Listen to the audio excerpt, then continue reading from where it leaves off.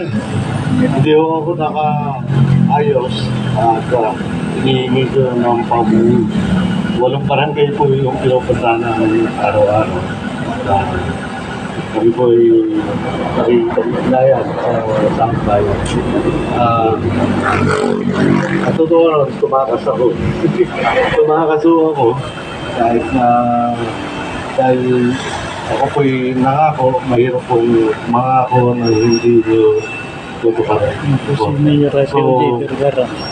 Ito sa lugar na ito. Pakatandaan lang po natin, itong proyekto nyo ay napakaganda at ngayon ay katangi-tanging araw.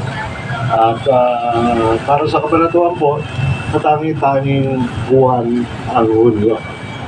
June 5 was the 125th death anniversary of General Antonio Luna, who was killed by Captain Pedro Giancali from the Kawit